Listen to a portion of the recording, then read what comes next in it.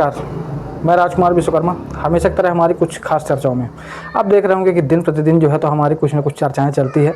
कहीं ना कहीं पर आज देखा जाता है कि एक तरफ मध्यम वर्गीय परिवार होता है, शिक्षा व्यवस्थाएं होती है, स्वास्थ्य की सुविधाएं हैं, और उसके साथ आज देख रहे होंगे कि जैसे जैसे चुनाव का समय नज़दीक आता है, गवर्नमेंट किस तरह से जो है तो अपने पाले बदलती है।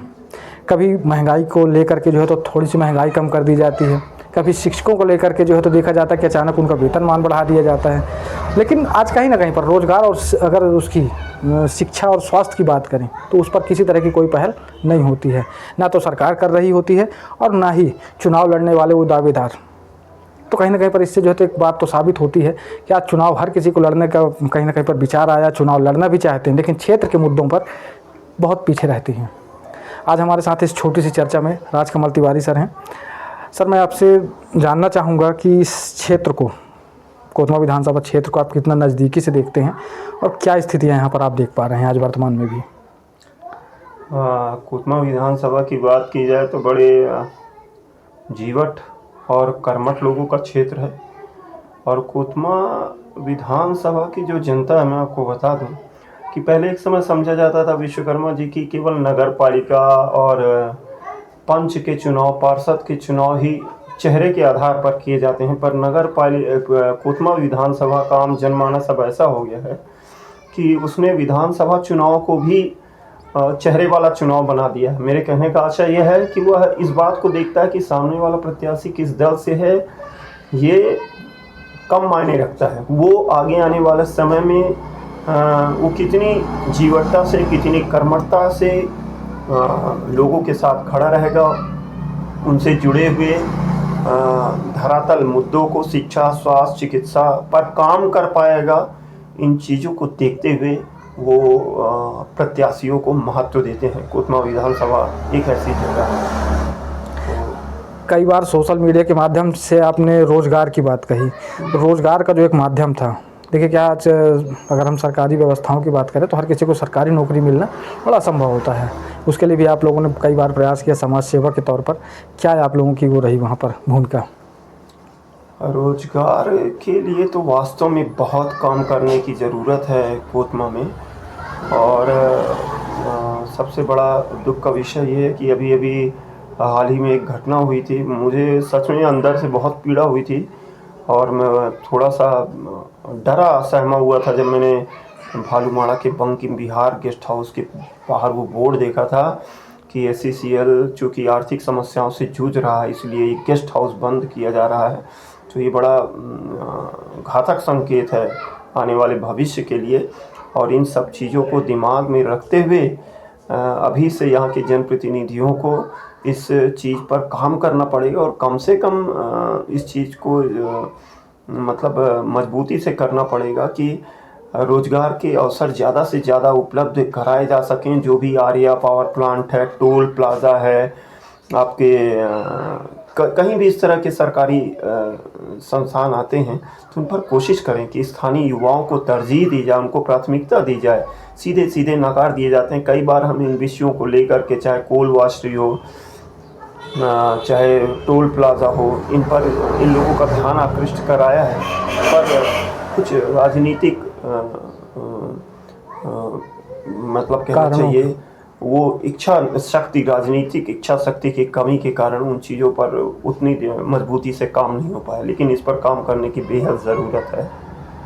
देखिए, पेशे से आप शिक्षक हैं और आज जो वर्तमान की शिक्षा की जो स्थिति कहीं किसी और जो जा रही है, आज कहीं ना कहीं पर ये देखा जाता है कि सरकारें बात करती हैं कि हमने इतने भवन बना दिए, हमने इतना निर्माण किया, हमने इतनी सड़कें बनाई, सारी चीज़ें, लेकिन अगर आज शिक्षा व्यवस्था की अगर बात की जाए, कहीं ना कहीं पर एक बहुत बड़ा प्रश्न उठता है यहाँ पर। आज लोग उसी सरकारी तंत्र की, उस सरकारी सुविधाओं का बराबर लाभ ले रहे होते हैं, लेकिन अगर शिक्षा व्यवस्था की बात की जाए तो आप उसको किस नज़रिए से देखना चाहेंगे आज जो वर्तमान की स्थिति है? देखिए, जहाँ तक सरकारी संस्थाओं को सुविधा उपलब्ध कराने की बात है तो सरकारों ने यथासंभव बढ़िया प्रयास किया, पर्याप्त फंडिंग उपलब्ध कराई है। केवल उसको धरातल स्तर पर मजबूत करने की कमी है। बहुत सारे पैसा आ रहा है, आर्थिक रूप से संपन्न है सभी स्कूल, पर्याप्त वेतनमान दिया जा रहा है, लेकिन जो गुणात्मक शिक्षा उपलब्ध कराई जानी चाहिए। शायद उसमें अभी भी कहीं ना कहीं कमी है। और शिक्षा का मतलब केवल किताबी ज्ञान नहीं होता।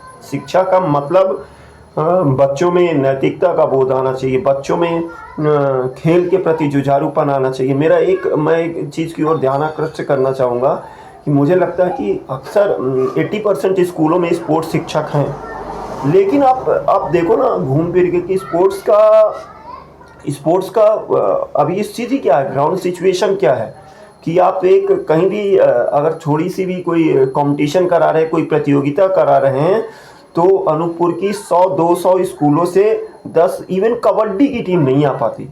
तो ये भी एक बहुत बड़ी कमी है और इस पर शायद अभी फ़िलहाल में, लेकिन जिस तरीके से मैं इसके लिए साधुवाद करना चाहूँगा अपने संभाग के कमिश्नर, एडीजीपी और जितनी सक्रियता के साथ इन्होंने खेल पर काम किया वो निश्चित रूप से प्रशंसनीय है।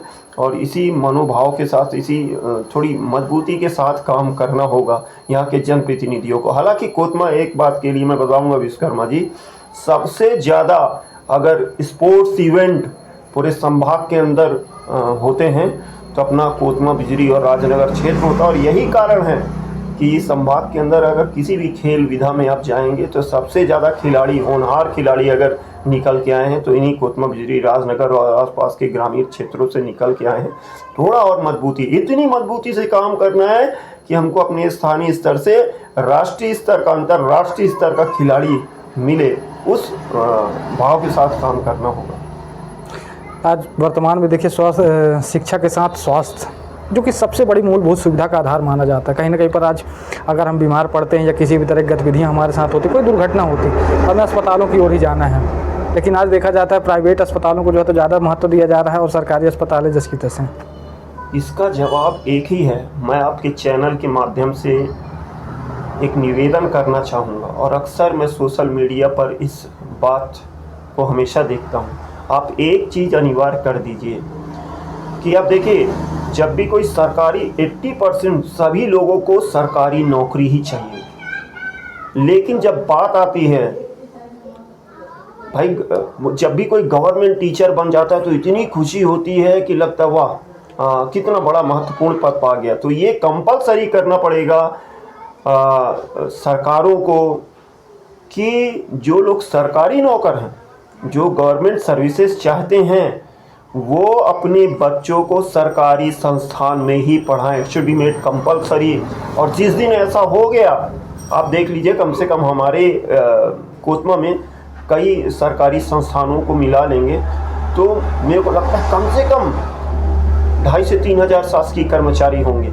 अगर उन सभी शासकीय कर्मचारियों के बच्चे अलग अलग शासकीय स्कूलों में पढ़ेंगे तो वो पूरी ताकत से खुद ही जुट जाएंगे कि उन सरकारी संस्थानों का शैक्षणिक स्तर अच्छा होना चाहिए, वहाँ सभी तरह के इवेंट्स होने चाहिए और यही चीज़ें लागू होनी चाहिए। कहीं ना कहीं भैया, आप प्राइवेट हॉस्पिटल में भी जा रहे हो, आपका कोई ऐसा एक्सीडेंट हो गया, कोई बीमारी हो गया, तो सबसे पहले अगर आप सरकारी संस्थान से जुड़े हुए हो तो आपका रेफरल पहले सरकारी हॉस्पिटल से ही बनना चाहिए। आप बाद में प्राइवेट हॉस्पिटल जाते हो तो कम से कम फर्स्ट एड जब यहाँ होगा तो इस बात को सुनिश्चित करेंगे ब्यूरोक्रेट्स और जनप्रतिनिधि कि भैया हमारे स्थानीय स्तर का हॉस्पिटल और शिक्षा व्यवस्था सही होनी चाहिए, क्योंकि हमको खुद को काम पड़ना, इसको बहुत मजबूती से लागू करना पड़ेगा। ये कोई फेसबुक या सोशल मीडिया वाली बात नहीं है। जब तक इसे धरातल स्तर पर लागू नहीं किया जाएगा तब तक ये बातें कि हम सरकार शिक्षा पर काम करेंगे, चिकित्सा पर काम करेंगे, हवा ही रहेगा। आज सरकारें बहुत कुछ बांट रही, देख रहे होंगे लगातार सोशल मीडिया में कई सारी चीज़ें आ रही होती है। लेकिन मध्यम वर्गीय परिवार की अगर बात करें, क्योंकि मध्यम वर्गीय परिवार से आप भी होते हैं, मैं भी होता हूँ, हम लोगों के लिए बड़ी मरण है। तो एक मध्यम वर्गीय परिवार के लिए सरकार से आप क्या उम्मीद करते हैं?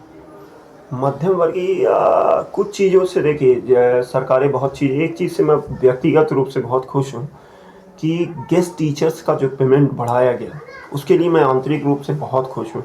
पर केवल अतिथि शिक्षक, उसमें अतिथि खेल शिक्षक भी होना चाहिए, इस बात की सुनिश्चितता होनी चाहिए। और निश्चित रूप से थोड़ा सा जो ये मानदेय बढ़ा है, इससे शिक्षा की गुणवत्ता में सुधार आएगा।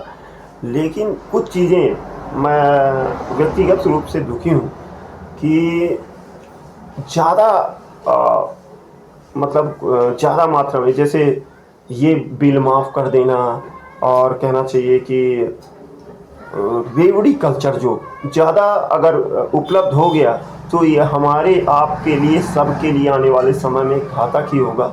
इस चीज़ों पर थोड़ा सा रोक लगाना बेहद ज़रूरी है। ये देश के भविष्य के लिए, हमारे आपके भविष्य के लिए सही नहीं रहेगा। ये बताइए, पैसा दिया जा रहा है तो वो भविष्य में ये पैसा आएगा कहाँ से? ये पैसा हमारे और आपके माध्यम से ही जाएगा। लेकिन आप कोशिश करिए, आप पैसे दीजिए ना, जैसे अपने अतिथि शिक्षकों का डबल किया, ट्रिपल कर दीजिए। वो काम करके आप उनको पैसे दे रहे हैं, उनसे काम लिया जा रहा, पैसा दिया जा रहा है। तो आप कोशिश कीजिए कि जो पैसे बांटे जा रहे हैं, भलाई आप इनके बदले में उनसे 1 घंटे का काम लें स्थानीय स्तर पर, उसके बाद ये पैसे दिए जाएं, तब ज़्यादा अच्छा रहेगा। बैठे बिठाए सुविधा के नाम पर ये पैसे देना सबके लिए खतरनाक है। ये अच्छा नहीं होगा, मुझे जो लगता है।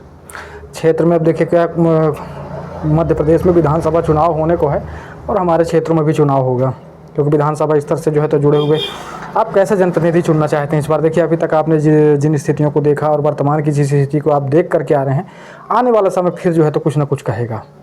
बहुत अच्छा प्रश्न आपने पूछा कि आप कैसे जनप्रतिनिधि चाहते हैं। मैं व्यक्तिगत रूप से, जब कोई दावेदार आने वाले भविष्य में जब चुनाव होंगे और विभिन्न दलों के दावेदार हमारे पास आएंगे अपील करने, अपने पक्ष में वोट करने के लिए, तो मैं प्रश्न करूंगा स्थानीय स्तर पर, जैसे कि मैं कोतमा से बिलोंग करता हूँ, बिजली में मेरी कर्म भूमि है, कि भाई कुछ स्थानीय मुद्दे रहे। कई बार हम लोग उसमें व्यक्तिगत रूप से रहे, चाहे मॉडल रोड का मुद्दा रहा हो, चाहे स्थानीय युवाओं को रोजगार दिलाने का मुद्दा रहा हो, है ना, आपकी चिकित्सा व्यवस्था रही हो। तो मैं पूछूंगा कि भैया, इस मॉडल रोड का जब मुद्दा चल रहा था, बड़ा कष्ट में गुजरा है कोतमा का। कुछ समय एक ही तरफ की रोड चालू थी और दूसरी तरफ की रोड एकदम ब्लॉक जमी हुई थी। यदा कदा ब्लॉक लगता रहता था, जाम लगता रहता था। 1-1 घंटे मरीज तड़प जाते थे, एम्बुलेंस लेट हो जाती थी, हम 4-5 बार फ़ोन लगाते रह जाते थे। कई जगह जैसे टोल प्लाजा पर भी गए। तो मैं पूछूंगा कि क्या आपने कभी एक भी बार इन मुद्दों पर काम किया है? क्या आपने कभी किसी पेशेंट को हॉस्पिटल पहुंचाया है? क्या आपने कभी एक जिम्मेदार जनप्रतिनिधि, हो सकता है वो भूतपूर्व पार्षद रहे हो, भूतपूर्व जनपद सदस्य रहे हो, भूतपूर्व जिला अध्यक्ष रहे हो, मैं पूछूंगा कि क्या आप कभी विद्यालय में किसी गए ये देखने के लिए कि बच्चों, उनसे पूछने गए कि बच्चों आपके शिक्षक बराबर आ रहे हैं, पढ़ाई चल रही है? अगर पूछें तो ऑफ कोर्स आप मेरे से वोट करने की अपील कर सकते हैं और इन्हीं मुद्दों पर मैं अपने मतदान का उपयोग करूंगा। चलिए, बहुत बहुत धन्यवाद राजकमल तिवारी सर जी, क्योंकि इस क्षेत्र से जो है तो आप एक नामी जानी चेहरे हैं यहाँ पर, और कई बार जो है तो सामाजिक मुद्दों को लेकर के हमारे तिवारी सर जो है तो लगातार सामने आते रहे हैं। खासतौर पर मैं अगर बात करूं कोतमा की, तो कोतमा विधानसभा क्षेत्र का सबसे अहम हिस्सा कोतमा, जहां पर आप देखते होंगे कि लगातार सोशल मीडिया के माध्यम से हो, अखबारों के माध्यम से हो, या किसी भी माध्यम से हो, तो यहाँ पर जो है तो लोगों ने अपनी बराबर भूमिका रखी है। लेकिन बात आती है चुनावी मुद्दों को लेकर के, तो यहाँ पर जैसा कि अभी कहा गया, तो वाकई में कहीं ना कहीं पर वास्तविकता है कि जब चुनाव का समय होता है तब सभी निकल करके जो है तो मैदान में आते हैं, और जैसे चुनाव खत्म होता है धीरे से फिर विलुप्त हो जाते हैं।